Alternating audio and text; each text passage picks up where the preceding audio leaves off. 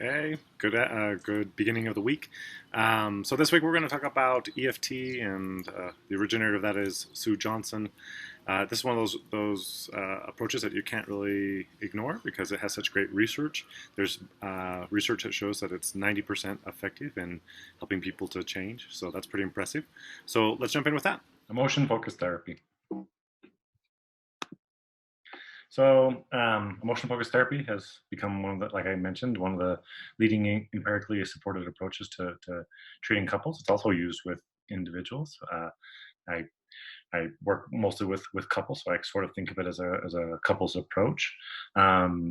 It is designed specifically for couples, although versions of it are used effectively with individuals, with families. There's a whole video series for working with the LGBT community.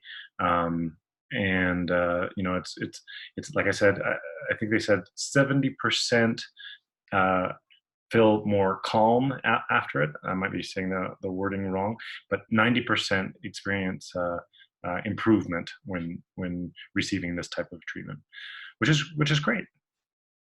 The roots of it are in experiential therapy, in person-centered therapy, systemic therapy, and attachment theory. I think you could think for licensure that maybe there would be a question about sort of the roots it draws on.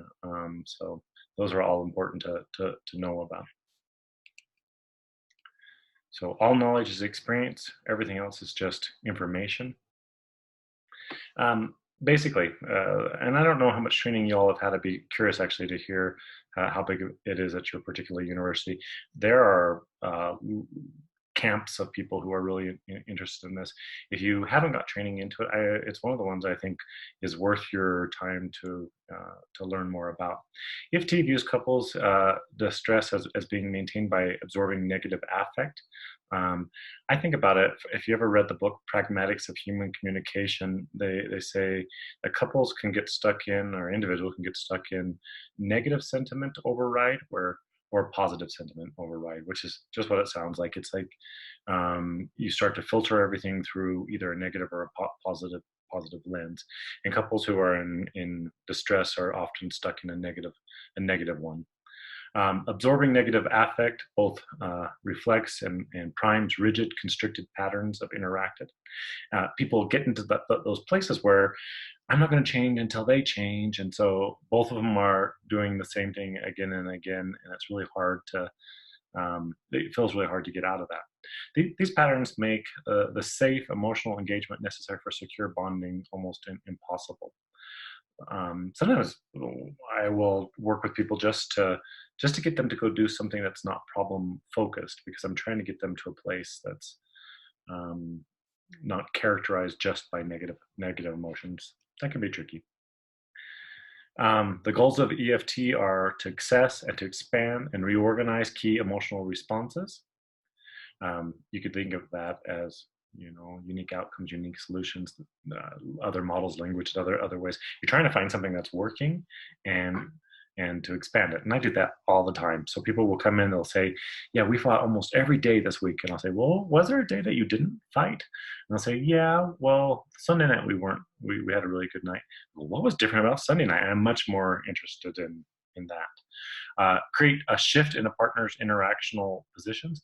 And if you think about the recursive pattern that we may have talked about a little bit earlier, if you can just get either side of the couple of the system to do something different, then it can change the direction in interactional patterns.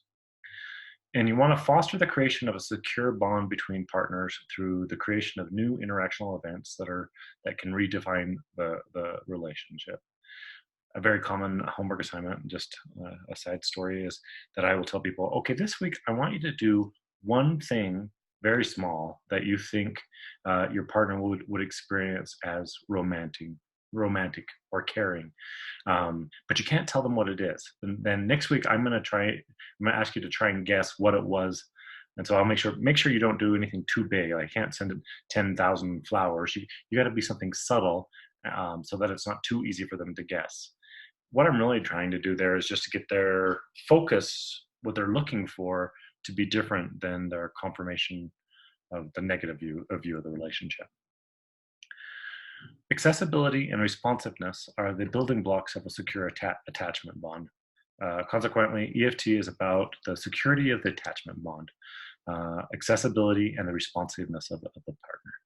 So it goes down to kind of like a core thing, like if you think about like attachment to a parent, is that person going to be there for me, or are they going to help me when I'm in distress? Same thing about that kind of bonding is important in couples. Can I depend on my partner to be there for me? Um, and people can have the reverse of that, like they can have attachment injuries. I work with so many affairs, and an affair is something that typically causes a pretty significant attachment injury. So the work is, how do we rebuild that? How do we get to a place where partners feel safe with one another? That's just an example. Every model has sort of a focus. Like, is it behavioral? Is it psychological? For EFT, clearly it's emotion. So emotion is a target, and the way that the model believes change happens is by tapping into emotion. So emotion is a source of information, communicates and organizes social interactions, orients and primes responses, and is a vital element in making meaning, sort of colors the event. So if you go to Disneyland and you like Disneyland, and you are having a horrible day, that's going to change your experience of it. If you go and you're excited and happy, that's going to change your experience of it. It sort of has control precedence. It sort of determines what you're able to see. Okay. So some other assumptions is that emotions basically are often individuals, family members also often lead with secondary emotions. So the emotion that they're actually feeling isn't what they're expressing to the other person. So anger, again, often leads to defensiveness or asserting. Sadness might lead to withdrawing. I mean, so forth. It's like, think about any given emotion that you might have. Is it a primary emotion or a secondary emotion? When you're able to help someone communicate directly the primary emotion, it's much more productive than if they are using a secondary confusing sort of emotion. Emotions frequently lead to adaptive actions. So, okay. EFT assumptions are also that in trying to connect, distressed couples often get caught in negative repetitive sequences of interactions where the partners express secondary emotions rather than primary emotions. I got ahead of myself.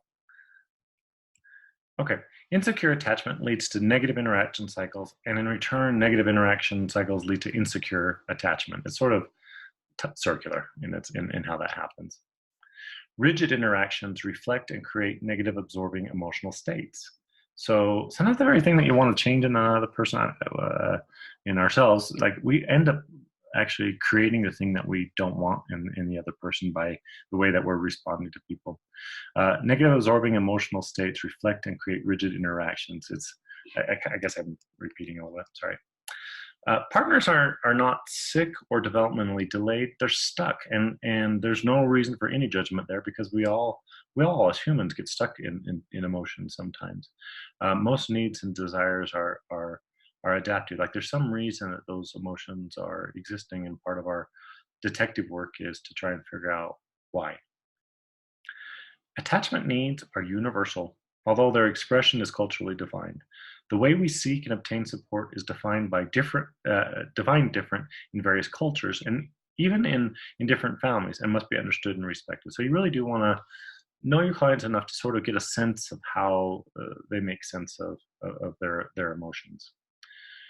Change involves new experiences, doing something different than what they normally do, and new relationships events.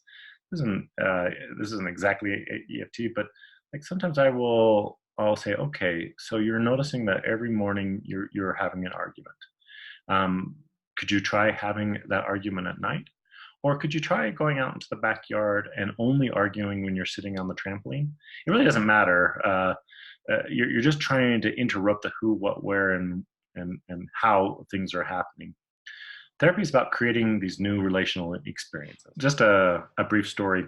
So I was trained in brief models, so MRI, solution focus, and so forth during my master's program.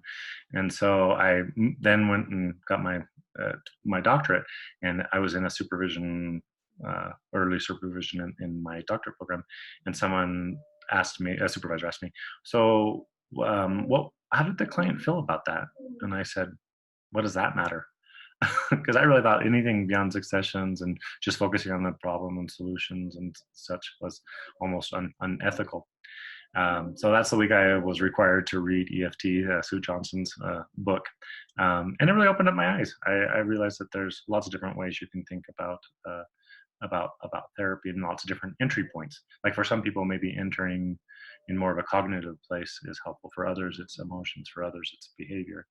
And I also did challenge my ideas about what brief therapy is. So, for example, someone who's been ritualistically abused for 16 years, if you did therapy with them for 2 years, that might be brief therapy.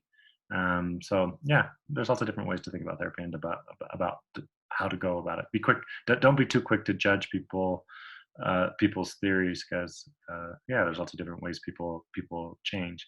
You can't really evaluate the validity of one model from the perspective of a different model, if that makes sense, because they have different foundations of thought about them. Okay, that's a side story. Of Sue Johnson's plenary that I shared for you. It's the first time I'd ever heard about some of her how her spiritual beliefs influence the model. I'll be curious about what your thoughts are about that, and how they gel or don't gel with your own spiritual or existential thoughts. Um, I know you're at a Catholic university. I wonder how it fits or doesn't fit in that context. And I wonder how the spiritual or existential ideas of other theorists have influenced the development of their model. Later, we're going to get into some of the MRI and go a little bit backwards into the history of the field. But I know they had a large influence on their models from a Buddhist perspective. So yeah, just curious.